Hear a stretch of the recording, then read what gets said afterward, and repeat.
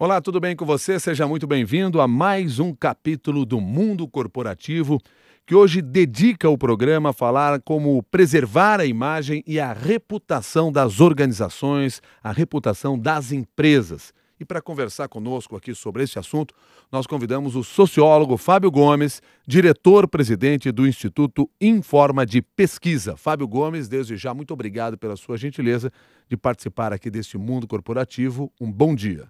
Bom dia, Milton. Obrigado. Eu que agradeço pelo convite. Estou à disposição de vocês. Fábio, vamos começar trabalhando com os conceitos. Afinal de contas, nós estamos falando aqui hoje como preservar a imagem e a reputação das organizações. O que é reputação? Muito bem. Reputação é o principal ativo intangível de qualquer instituição, não é? E embora seja o principal ativo, antes de ser um fenômeno econômico, é um fenômeno social, né? Nós entendemos a reputação como uma construção social, né? Você não tem a construção da reputação como uma imposição criativa de um processo de comunicação, mas sim de uma construção social. A reputação, ela é depositada na cabeça dos públicos daquela instituição, dos seus clientes, do público interno, né, da opinião pública como um todo. Então a reputação, ela é a soma das imagens, e aí está a distinção da reputação para a imagem, porque a imagem é um elemento mais emocional, mais instantâneo, e a reputação é como se fosse a soma das imagens na história da instituição, né? A instituição pode ter vários eventos, né? Alguns usam até alguns elementos de imagem para dizer que a imagem foi arranhada, por exemplo, da instituição, mas né, isso não faz a instituição ruir, né? Porque a reputação dela, ela é mais ampla, ela está distribuída no tempo, na soma de todos os eventos possíveis que envolvam a instituição. É possível traçar um paralelo entre reputação e preconceito? Olha, o preconceito está relacionado às questões culturais de um público, de uma sociedade, né? A relação das pessoas com uma instituição, ela leva em consideração a cultura dessas pessoas, né? A forma com que elas se relacionam com um segmento, com uma instituição. Essa questão do preconceito é importante porque você tem algumas instituições que pertencem a alguns setores da economia que são muito rejeitados. Então, pela divulgação sobre um mau serviço prestado à sociedade, por exemplo, você tem um duplo desafio de uma instituição que pertence a um setor da economia que tem uma rejeição forte dos públicos, né? E aí passa um pouco por essa questão do preconceito. Independente de avaliar uma instituição específica, a posição do público é uma posição de preconceito em relação àquele setor da economia. A gente pode tentar entender assim, quer dizer, o preconceito é aquela visão que eu tenho de você sem a informação. E a reputação é aquela visão que você construiu para mim a partir da informação que você transmite? Exato. Não só a informação da instituição, mas o boca a boca, que é importante, a questão das redes sociais, a questão da imprensa, né? São discursos correntes que contribuem com a formação da reputação daquela instituição. Agora, a questão cultural é importante nisso na hora de avaliar. Cada discurso, seja da imprensa, no dia a dia, no relacionamento entre as pessoas e o próprio da instituição, ele tem que estar alinhado com a questão cultural, né? Mas você disse uma coisa interessante, que são dois fatores de acesso das pessoas à reputação ou à imagem de uma instituição. Quer dizer, é a intuição, que é uma avaliação sem informação. Eu estou intuindo que aquela instituição seja de alguma forma, sem ter informação sobre ela. E a percepção. E é essa, sim, que tem alguns atributos de informação e alguma razão para aprovar ou para rejeitar determinada instituição. Quais são os elementos que compõem a reputação? Olha, nós usamos 10 dimensões avaliativas nas nossas métricas. Então nós separamos métricas e, antes disso, a questão discursiva, né? Então nós temos alguns elementos que, antes das métricas, são importantes citar, né? A questão discursiva, ela é produção de sentido, né?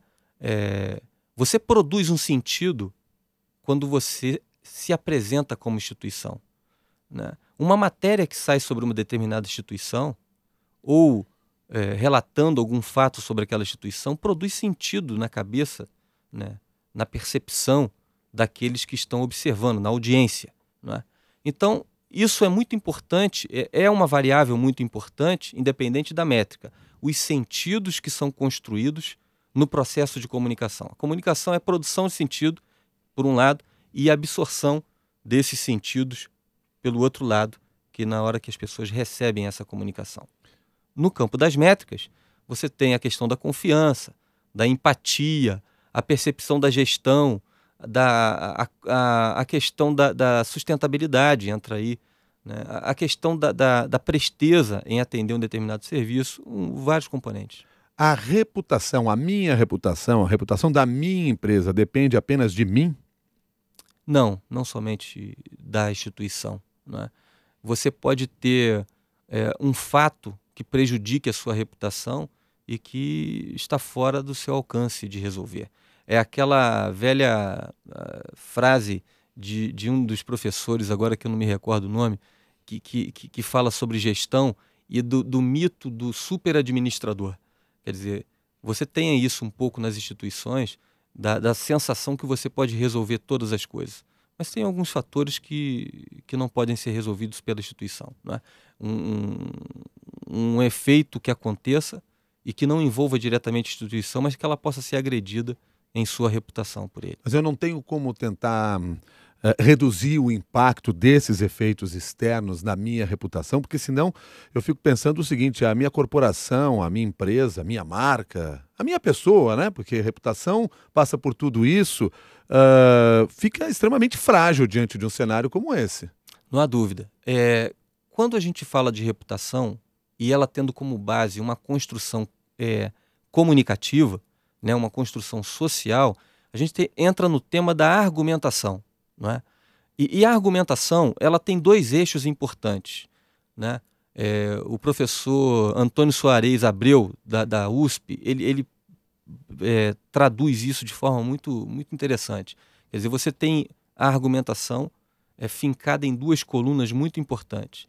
O gerenciamento de informação, quando você argumenta qualquer coisa para a construção de uma imagem ou de uma reputação, você está fazendo um gerenciamento de informações sobre aquela instituição. Isso tem que estar presente. E você tem o gerenciamento de relacionamento da instituição com seus públicos. O primeiro tem um caráter mais racional. O segundo tem um caráter mais emocional. O conjunto dessas duas questões, desses dois pilares de sustentação da argumentação, é o caminho para se construir a reputação. É um processo comunicativo fincado na argumentação.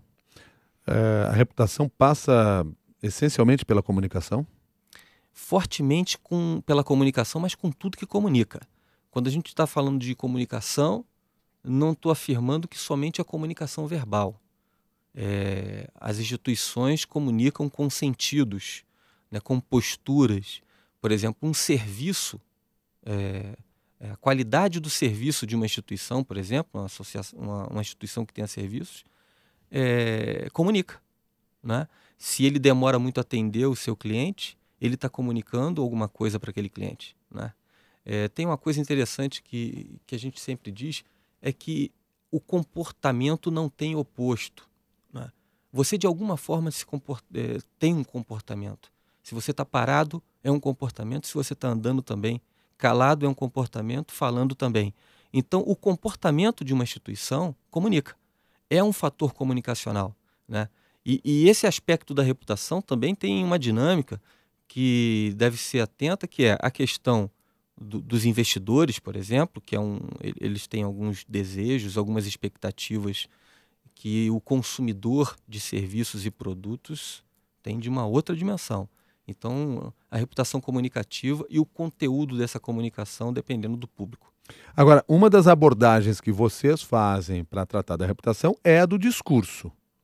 Isso sem dúvida. Sim, é importantíssimo. Tanto da instituição quanto o discurso corrente, em redes sociais ou na imprensa, né? É forma de apresentar.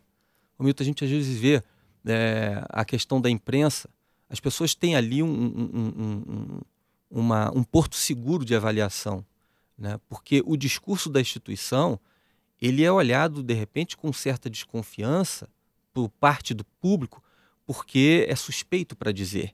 A imprensa, eles já consideram mais neutra, Quando apresenta uma instituição, apresenta suas qualidades e seus defeitos, as pessoas têm uma credibilidade com aquela informação muito forte. E o discurso, a estrutura discursiva da imprensa sobre aquela instituição é importantíssimo para formar a opinião.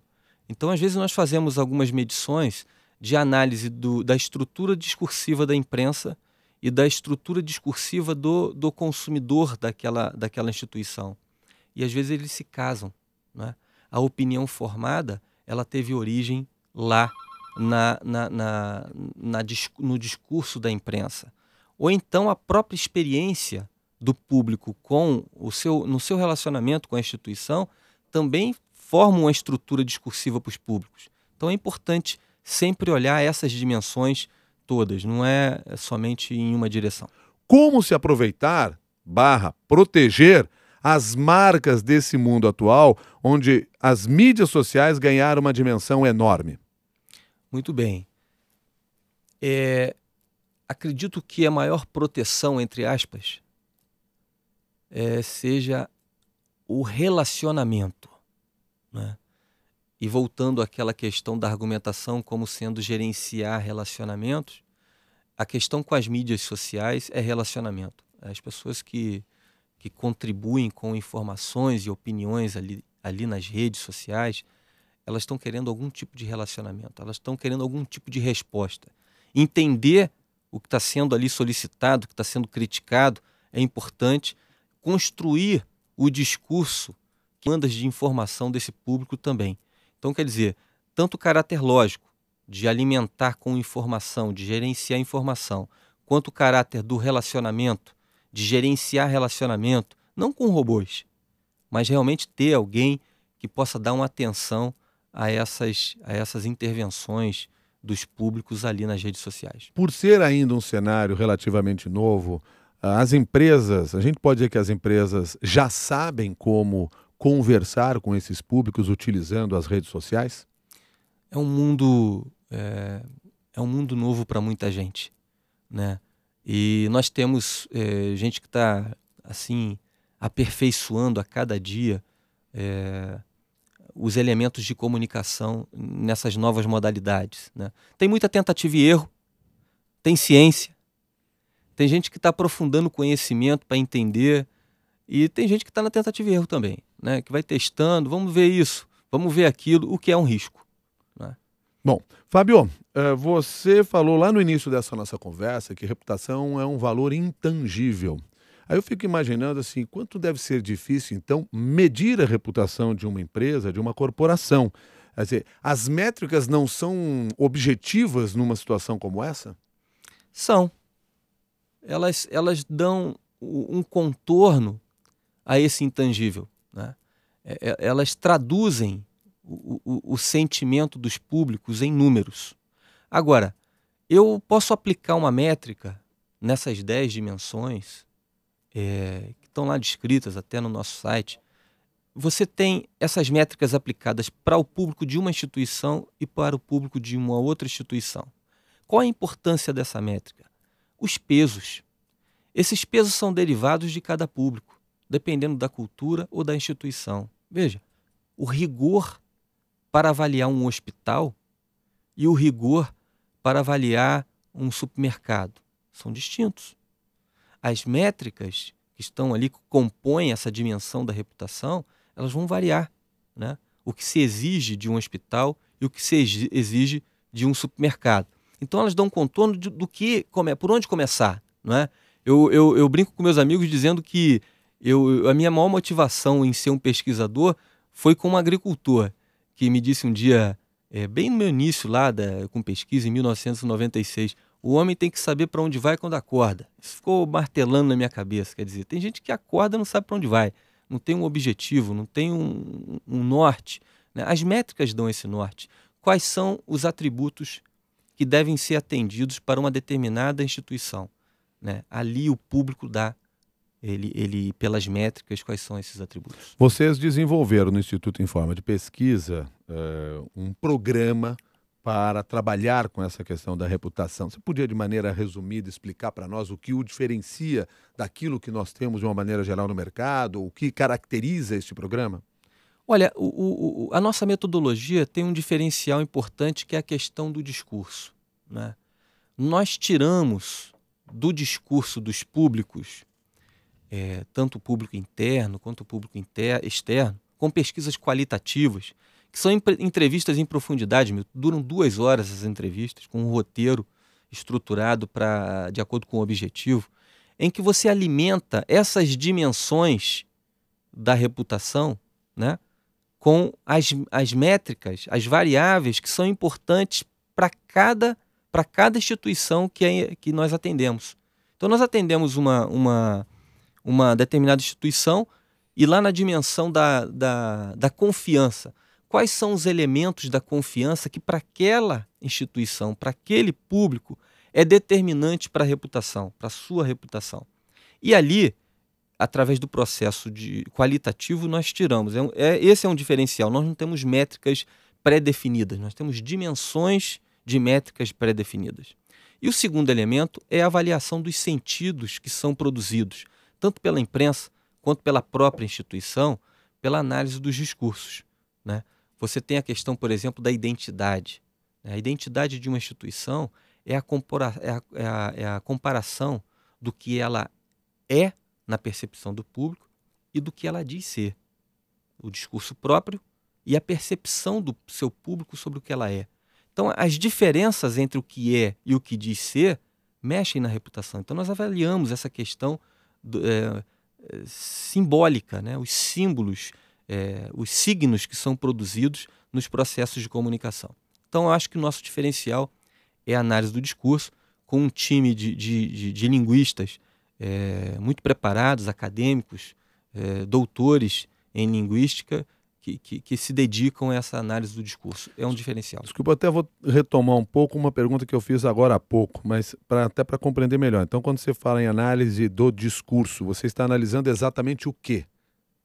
A estrutura do discurso. Esse discurso é o quê? São as várias mensagens que são enviadas pela empresa, pelos seus diferentes canais? Também. Mas ele por exemplo, na imprensa, uma matéria é um discurso.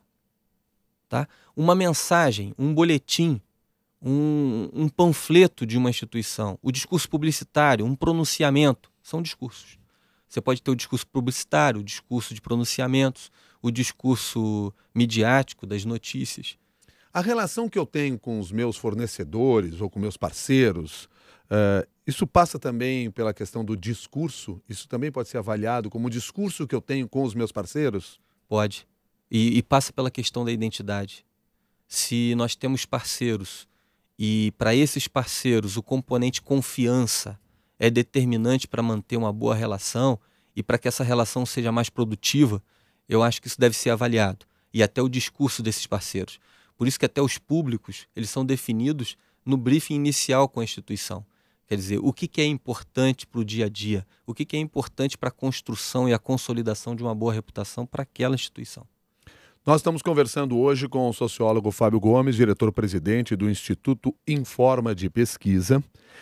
Estamos falando sobre preservação da imagem e reputação das organizações. Você pode participar dessa nossa conversa mandando perguntas para mundocorporativo@cbn.com.br ou então pelo Twitter, o @Jornal da CBN, usando a hashtag Mundo Corporativo.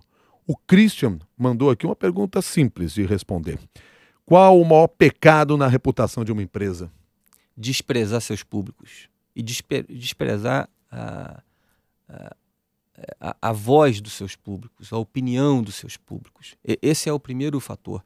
Se você não sabe o que está correndo no discurso dos seus públicos, se você despreza esse fator, você não consegue dar nenhum passo, né? E a tendência, quando tem alguma crise na reputação ou na imagem, é intensificar a fala da instituição, a publicidade da instituição e, às vezes, sem reconhecer quais são as demandas de informação dos públicos.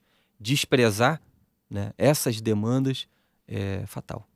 Agora, o que pesa mais? O que falam da gente na imprensa ou o que falam mais da gente nas redes sociais? Olha, nós temos uma cobertura boa das redes sociais, não dá para desprezar. Mas a questão da imprensa, ela tem um peso que deve ser considerado numa escala maior. Porque, na verdade, se você acompanha ali nas redes sociais, a gente vê muita gente reproduzindo o que sai na imprensa, né? Porque é uma fonte segura de informação, né? Tem uma assinatura, né?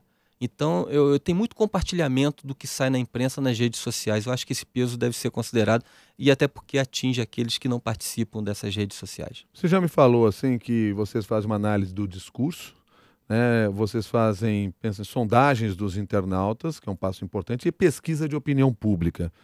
Aí deixa eu entender o seguinte, onde é que está a opinião pública? A opinião pública, a gente pode definir a opinião pública como sendo os habitantes de uma determinada cidade ou estado ou até do país, né? Então você tem aí uma definição da opinião pública por suas delimitações geográficas, né? A opinião pública da cidade de São Paulo ou da cidade do Rio de Janeiro ou de Fortaleza, assim por diante, ou a opinião pública brasileira.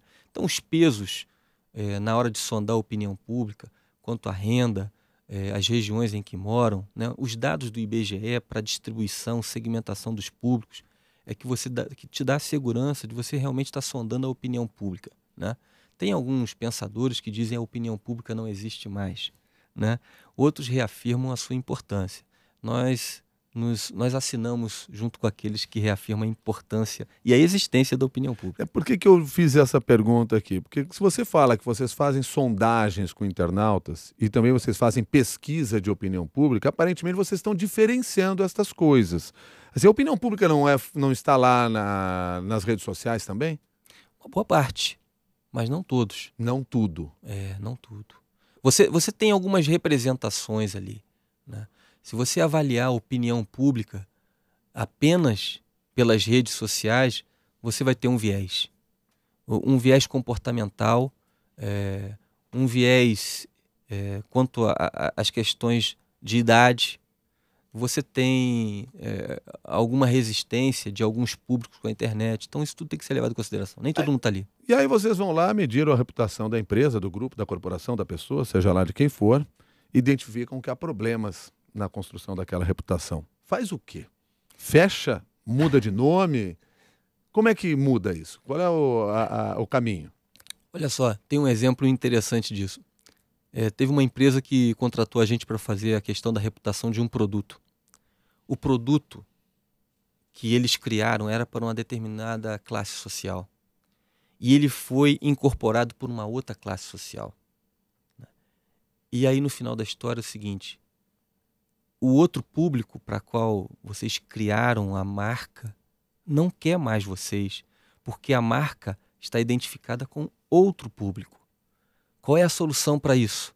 Olha, ou vocês desistem desse produto, ou vocês reforçam esse produto para um outro público, né? Esse foi um aspecto interessante. Mas o que eles fizeram?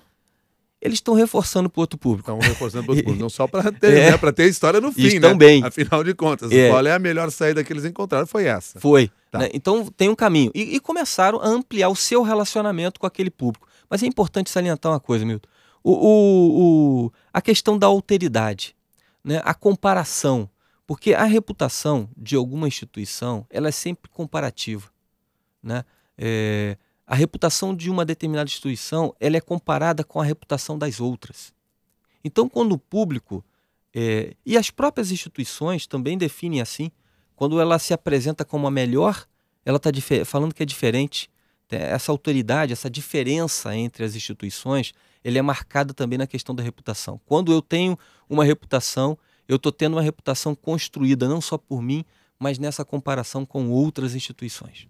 O Aloysio pergunta aqui pelo e-mail mundocorporativo@cbn.com.br o seguinte: Fábio, você fala muito das empresas. Agora, como eu, um profissional que trabalho dentro de uma empresa, devo cuidar da minha reputação? Olha, os conselhos do Max Gehring eu acompanho todos, acho que está muito por ali. Mas é importante, porque a gente trabalha algumas coisas também de reputação pessoal, mas sempre levando em consideração grandes públicos, né?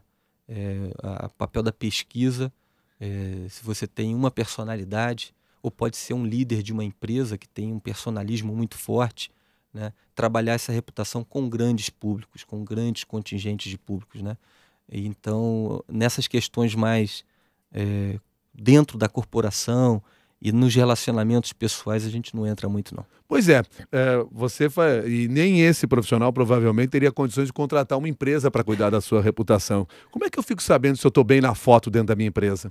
Pois é, você pode seguir a questão da argumentação e os seus 2 pilares: gerenciar informação sobre você e gerenciar relacionamento com seus pares. É fundamental. Intrigas, por exemplo, nem pensar. Vamos gerar relacionamento. Informações sobre o que você faz e da importância do que você faz também. O que é mais complicado, construir a reputação ou preservá-la? Olha, preservar tem o seu desafio, não há dúvida, né? Alcançar a reputação, você começar do zero sempre tem um desafio muito grande também, que não deve ser desconsiderado. Eu acredito que o início sempre é difícil, a construção sempre é difícil, alcançar a confiança sempre é difícil. Agora, tem algumas pessoas que dizem o seguinte: você demora 10 anos para construir uma reputação e 5 minutos para perdê-la, né? Então tem que estar atento aos deslizes. Isso é verdade ou é um mito? Olha, depende da reputação que essa instituição tenha. Porque você pode ter uma rejeição latente, que está ali, não é manifesta, e que é acionada por um gatilho, por um deslize, né? Então a história daquela instituição pode ir construindo elementos de seu relacionamento com o público muito corrosivo, né? Muito frágil. E aí um deslize pode ser fatal. Para outras instituições, em que sua relação com os públicos é mais sólida, um deslize é apenas um arranhão. E aí uma coisa que eu queria salientar nessa sua resposta agora é isso, porque a reputação você constrói com a sua história, não é uma ação de marketing de um determinado momento e sequer é uma crise num determinado momento que simplesmente vai colocar tudo abaixo, porque deve valer a sua história, o que você está fazendo ao longo da história. Exatamente. Vamos dizer que o menino vai lá na escola, nas provas quadrimestrais, tire 10, 10, 10 e 2. O professor vai ver o 2 como deslize. E no final das contas ele tem média 8. Então, passou bem. Uhum. Né? A soma, esse todo é a soma dos fatores da sua história, né? Não é somente um deslize ou um fato... Essa questão da publicidade é importante dizer. A manutenção faz parte desse relacionamento via publicidade.